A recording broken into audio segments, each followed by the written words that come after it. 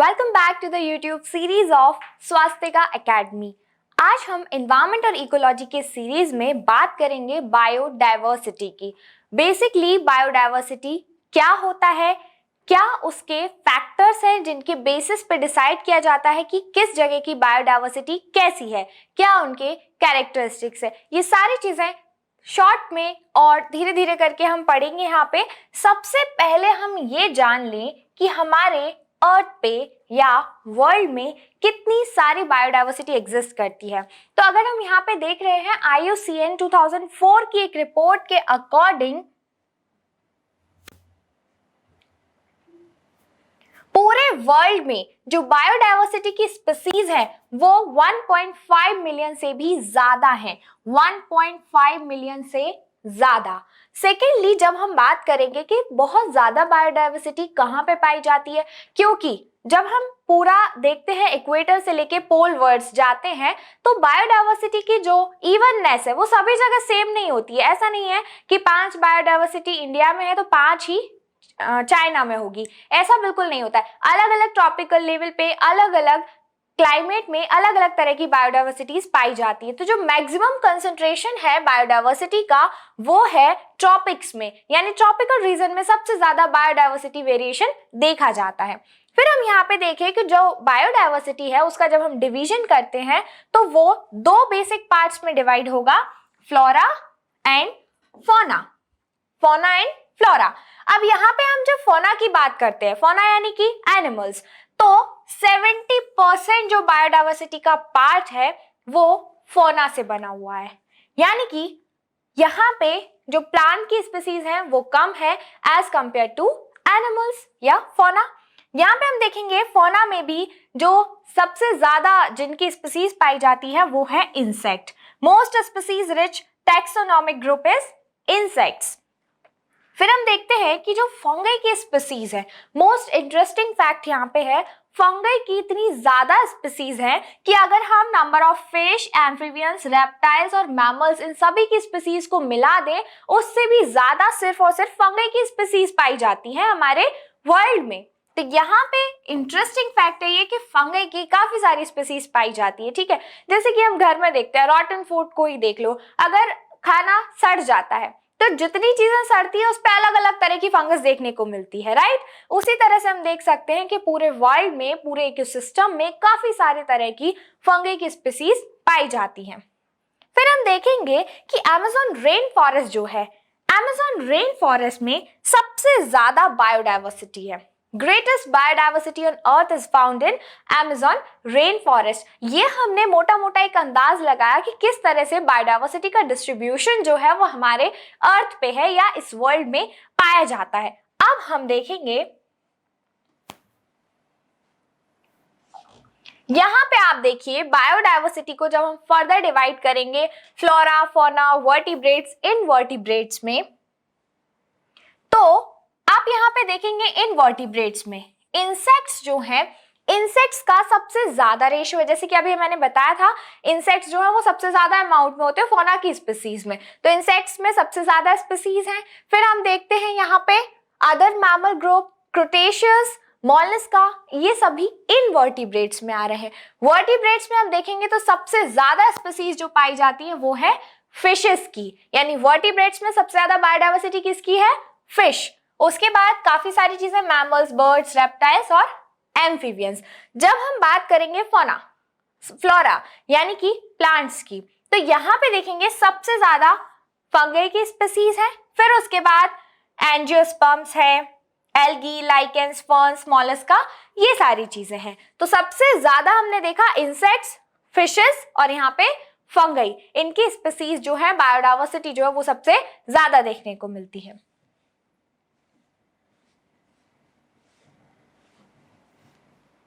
Next हमने ये चीज समझ ली कि बायोडायवर्सिटी कितनी है, बट एग्जैक्टली बायोडायवर्सिटी होता क्या है।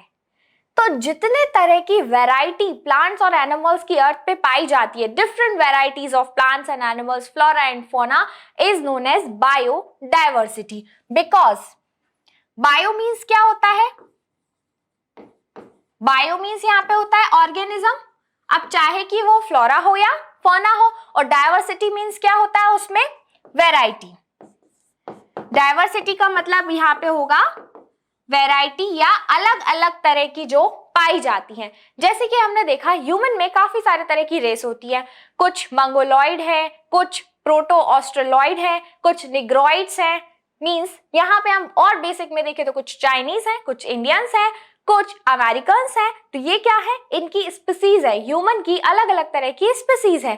तो उसी तरीके से जो भी लिविंग ऑर्गेनिजम्स अर्थ पे एग्जिस्ट करते हैं उनमें एक डायवर्सिटी पाई जाती है, अलग अलग वेरिएशंस होते हैं कैरेक्टरिस्टिक्स में, उसी को हम बोलते हैं बायोडायवर्सिटी। ओके, फिर उसके बाद biodiversity is measured by two major components. दो मेजर कंपोनेंट्स है यहाँ पे, उन्हें मेजर करने के क्या है, एक तो होता है स्पीसीज रिचनेस और दूसरा होता है स्पीसीज इवननेस। अब रिचनेस और इवननेस में क्या डिफरेंस है, देखिए डायग्राम के अकॉर्डिंग अगर हम बात करें तो आपको और इजीली समझ में आएगा। सबसे पहले यहां पे डेफिनेशन में क्या लिखा हुआ है, स्पीसीज की जो रिचनेस होती है, it is a measure of number of species found in a community, यानी कितनी स्पीसीज किसी भी कम्युनिटी में है। फॉर एग्जाम्पल मैंने बोला एक लेक इकोसिस्टम है, वहां पे 20 तरह की स्पीसीज है, यानी 20 तरह के अलग अलग जानवर वहां पे हैं, मैमल्स हो या सी एनिमल्स, जो भी सी ऑर्गेनिजम्स है। ओके, फिर उसके बाद मैंने कहा स्पीसीज इवननेस क्या है। Species evenness is a measure of relative abundance of the different species making up the richness of an area। Easy शब्दों में हम समझते हैं, यहां पे आप दो डायग्राम्स देख रहे हैं, एक है रिचनेस, एक है इवननेस। अब यहां पे आप देखेंगे जो स्पीसीज हैं दोनों जगह पे वो सेम है, यानी कि यहाँ पे भी अगर 12-15 स्पीसीज है तो यहाँ पे भी 15 ही स्पीसीज है, लेकिन जस्ट फॉर एन एग्जाम्पल, लेकिन आप यहाँ पे देखेंगे कि फ्रॉग काफी ज्यादा है, और यहाँ पे आप देखेंगे हर एक स्पीसीज ऑलमोस्ट इक्वल अमाउंट में, यानी सभी में इवननेस है। और यहाँ पे आप देखेंगे किसी एक पर्टिकुलर स्पीसीज की रिचनेस है, यानी यहाँ पे फ्रॉग की सबसे ज्यादा स्पीसीज पाई जा रही हैं, और यहाँ पे सभी के सभी ऑर्गेनिजम्स ऑलमोस्ट इक्वल अमाउंट में हैं।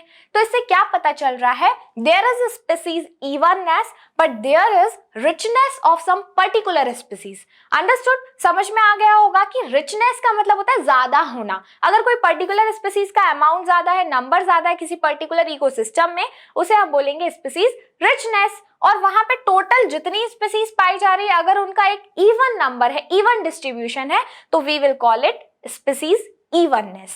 ओके, अब यहाँ पे एक लाइन लिखी है, low evenness indicates that a few species dominate the site. Low evenness का मतलब है अगर वहां पे इवन नहीं है, इवन नहीं है यानी कि कुछ ज्यादा है कुछ कम है, तो हम उसको क्या बोलेंगे, few species dominate the site, यानी कि कुछ ज्यादा है कुछ कम है, तो जो ज्यादा स्पीसीज होंगी, जिनका ज्यादा नंबर होगा, उन्हें हम बोलेंगे कि वो उस पर्टिकुलर एरिया को डोमिनेट कर रहे हैं। समझ आया? जैसे हम बोलते हैं कि काजीरंगा नेशनल पार्क जो है वहां पे वन हॉर्न रेनो काफी ज्यादा अमाउंट में पाया जाता है, तो अब उस जो इकोसिस्टम है काजीरंगा नेशनल पार्क का, वहां पे हम बोल सकते हैं कि वन हॉर्न रेनो की रिचनेस है, इवननेस नहीं है, रिचनेस है, यानी कि वो एक्सेस अमाउंट में वहां पे पाया जा रहा है। आई होप आपको समझ में आ गया होगा इवननेस और रिचनेस में क्या डिफरेंस है। फिर हम यहाँ पे देखेंगे various kinds of diversity. Basically जब हम डायवर्सिटी की बात करेंगे तो उसे 3 इंडिकेटर से डिनोट किया जाता है, alpha, beta and the third one is gamma. बहुत इजी वर्ड्स में हम समझने वाले हैं इसे कि अल्फा, बीटा और गामा में क्या डिफरेंस है। अल्फा डायवर्सिटी का मतलब होता है किसी एक पर्टिकुलर इकोसिस्टम में स्पीसीज का पाया जाना, number of species found in a particular ecosystem. समझ आ गया शॉर्ट शब्दों में कि मैंने बोला यहाँ पे काजीरंगा का ही हम एग्जाम्पल ले लेते हैं, तो काजीरंगा में जितनी स्पीसीज पाई जा रही हैं we call it alpha diversity. Okay, फिर जब हम बीटा की बात करेंगे तो बीटा का यहाँ पे मतलब हो जाएगा species diversity between two ecosystem या टू डिफरेंट एरियाज में जितनी स्पीसीज पाई जा रही हैं उसे हम बीटा से डिनोट करेंगे। फिर तीसरा जो आता है वो है गामा। गामा स्पीसीज का मतलब होता है It refers to the diversity of the habitats over the total landscape और geographical area, यानी कि पूरे geographical area में जितनी species पाई जा रही है, जैसे कि हमने सबसे पहले देखा था more than 1.5 million species are found, तो वो जो है वो क्या हो गया, गामा, यानी टोटल पूरे इकोसिस्टम में पूरे के पूरे ग्लोब पे जितनी स्पीसीज हैं उसे हम गामा से डिनोट करेंगे। तो सबसे पहले अल्फा एक जगह पे, बीटा दो इकोसिस्टम में कंपैरिजन, और गामा ओवरऑल ग्लोब पे। ये समझ में आया। अब इसे हम एक डायग्राम से समझते हैं। देखिए, जब यहां पे हम बात करेंगे अल्फा की, अल्फा का मतलब क्या होता है, एक जगह पे। लेट्स से कि ये जो तीन सर्कल्स आपको दिख रहे हैं ये तीन इकोसिस्टम है, तीन अलग अलग इकोसिस्टम है। तो जब हम अल्फा की बात करेंगे तो एक इकोसिस्टम में होता है, यानी कि अल्फा जो इंडेक्स फाइंड होगा वो एक पर्टिकुलर एरिया का एक अलग से होगा। अब यहाँ पे आप देखिए कितने तरह की स्पीसीज हैं, 1, 2 एंड 3, क्योंकि ये दोनों तो सेम है। तो यहाँ पे नंबर ऑफ स्पीसीज कितनी है, 3, यानी स्पीसीज की डाइवर्सिटी कितनी है, तो 3 तरह के स्पीसीज है यहाँ पे। तो अल्फा इंडेक्स की वैल्यू यहाँ पे क्या आ गई, 3। फिर हम देखेंगे यहाँ पे अल्फा को निकालेंगे तो 1, 2, 3, 4 चारों अलग अलग स्पीसीज है, तो यहाँ पे अल्फा की वैल्यू क्या होगी, 4। यहाँ पे हम देखेंगे 1 and 2, only 2 types of species are there, so here alpha will be equal to 2। ये तो हो गई अल्फा की बात, क्योंकि ये अलग अलग इकोसिस्टम में है। अब हम बात करें अगर बीटा की, तो बीटा में क्या होगा, बीटा दो इकोसिस्टम के बीच में होता है, तो हम ये और ये इन दो इकोसिस्टम को कंसीडर कर रहे हैं। यहां पे आप देखिए कॉमन स्पीसीज कौन कौन सी हैं, एक ये कॉमन है और दूसरा रेड ट्राइंगल ये कॉमन है, ये दोनों कॉमन हो गए। अब इनमें डिफरेंस कहां कहां है, तो देखिए 1, 2 एंड 3, यानी इन दोनों इकोसिस्टम में 3 ऐसी स्पीसीज है जो एक दूसरे से नहीं मिलती, यानी यहाँ पे जो वेरिएशन है वो कितना है, 3। तो बीटा की वैल्यू कितनी होगी, 3। आपको समझ में आया, जो कॉमन स्पीसीज है उनको काउंट नहीं करना है बीटा में, जो डिफरेंट है उन्हें हम यहाँ पे काउंट कर रहे हैं। उसी तरह से अगर हम इन दोनों की बात करें तो यहाँ पे कॉमन क्या क्या है, कुछ भी कॉमन नहीं है। देखिए दोनों में टोटली डिफरेंट स्पीसीज हैं, तो टोटल कितना होगा, यहाँ पे 3 है और यहाँ पे 2 है, तो टोटल कितना हुआ, 5। तो बीटा इंडेक्स कितना होगा, 5। अब हम गामा की जब बात करते हैं तो we will consider the whole ecosystem या होल ग्लोब। तो मान लीजिए कि हमारा ग्लोब बस इतना ही है, टोटल स्पीसीज बस इतनी ही है। अगर टोटल स्पीसीज इतनी ही है तो यहाँ टोटल कितना होगा, टोटल आएगा आपका 6। काउंट कर लेते हैं, 1, फिर 2, यहाँ पे 3, ये 4, ये 5 और एक ये 6, यानी कि टोटल स्पीसीज कितनी हुई यहाँ पे, 6। तो गामा की वैल्यू कितनी होगी, 6। आई होप समझ में आ गया होगा अल्फा बीटा गामा। और सिंपल एग्जाम्पल से अगर हम समझें तो अगर आप अपनी फैमिली को कंसीडर करते हैं तो एक आपकी फैमिली है और एक पड़ोस वाले की फैमिली है, ठीक है।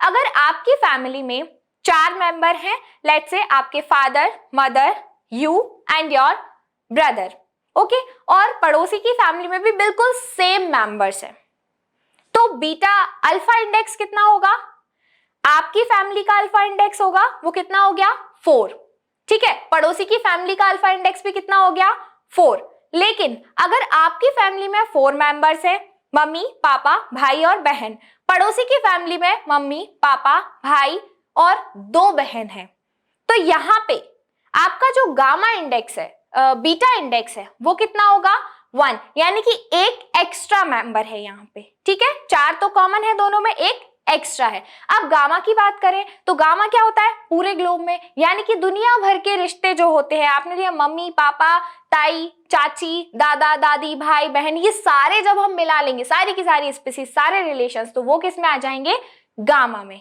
आई होप समझ में आ गया होगा आपको अब इजीली तरीके से। फिर आप यहाँ पे देखेंगे जेनेटिक डाइवर्सिटी। जेनेटिक डाइवर्सिटी क्या होता है, देखो अगर मैं कंसीडर करूं मैंगो, तो मैंगो अपने आप में एक स्पीसीज है, लेकिन मैंगो की भी बहुत सारी सब स्पीसीज होती है।